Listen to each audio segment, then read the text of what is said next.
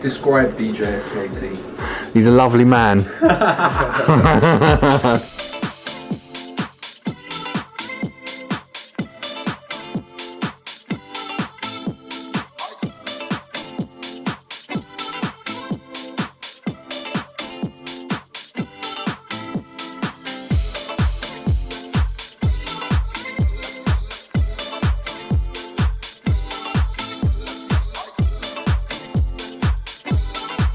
So I first came across Steve, aka S.K.T, back in 2014.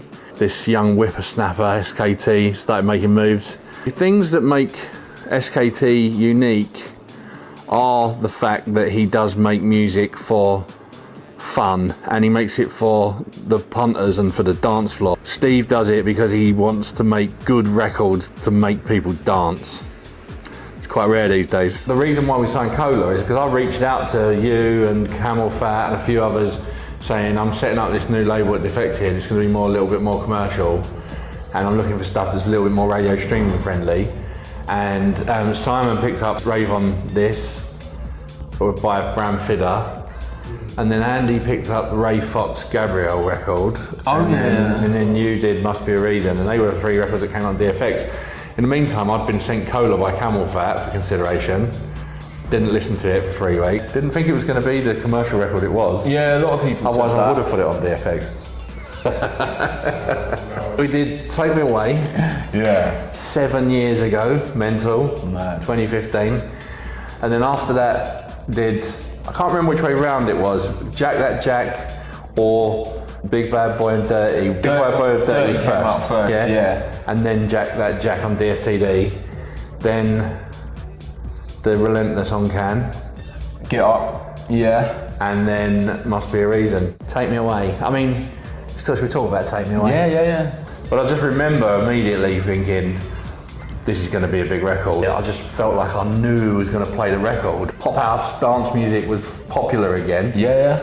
And it just felt like there was a time and a place on that. And I mean, I never expected it to go as big as it did, to be honest with you. Like, I never really thought, oh, this is like gonna chart, because it just felt like such a club record. Because I sent the record to Mr. Jam as an exclusive, and he picked it up at Jam Hot, and then I sent it to Target for Target Embargo, not realising that they were both exclusives. I'll never forget, he's like, Wez sent me this, it's Jam Hot, and he'd already sent it to Target Embargo, wah, wah, wah.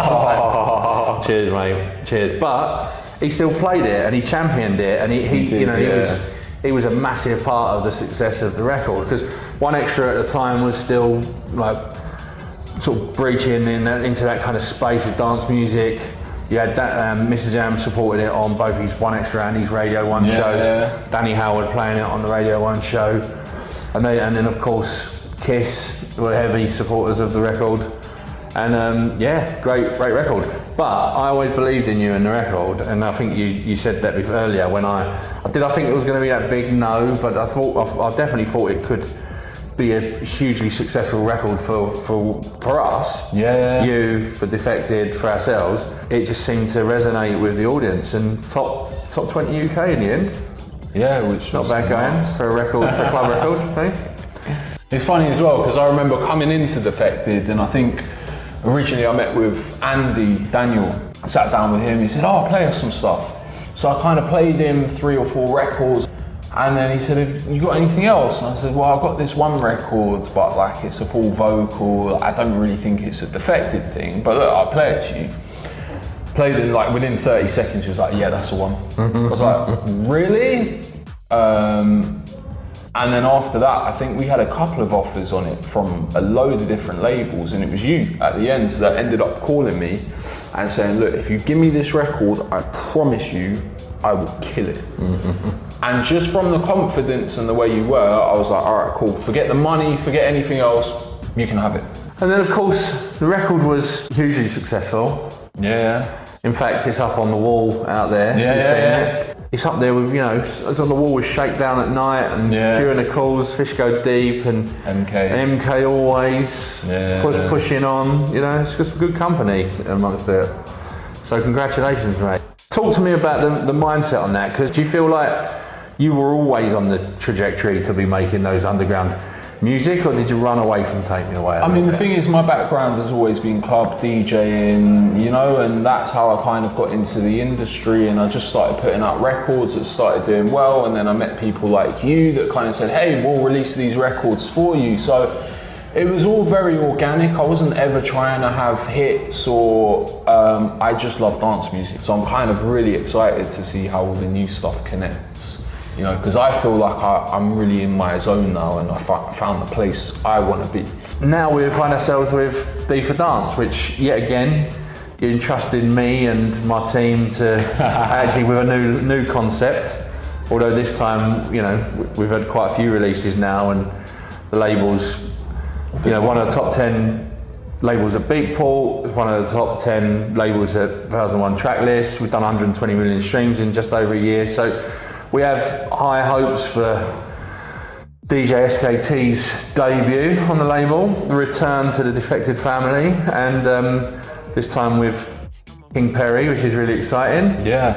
How did that collaboration come about? You know what, it feels like a special record, because I started the instrumental just messing about in my studio, and then literally I was thinking, oh, I really want some kind of like Afro-Caribbean flavour to this, or like maybe Afrobeat.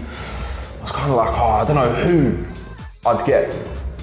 Kind of switched off, didn't think about it anymore. Literally the next day, checked my Instagram, and King Perryy had tagged me in a video of him playing my track Boomerang with Jem Cook. Messaged him and say, yo, look, I might have a beat for you if you're interested. He literally hit me straight back and said, I love this, give me your number. We started speaking, and then literally probably over 3 months of just going back between me, King Perryy in Nigeria, and also my mastering engineer in Israel. A lot of time and a lot of love went into that record, and I feel really excited about it, to be honest, just because of how much I put in. It's called Move It. It's coming soon on D4Dance. It's energetic, it's fun, it works in the club environment, it works in the resort environment. We can imagine it being played, as you said, all over the world, Miami, LA, beach parties, pool parties, nightclubs. And I hope that we do this record justice. It feels like the first house record with an Afrobeats artist on, where it's an original record. I feel like this hasn't really been done before, and as a producer, that's always what I'm looking to do, is kind of push the boundaries and see what I can bring into like the house world as well, you know. So I'm excited to see how people take to the record and how it goes down, you know. Here we go. 7th time lucky.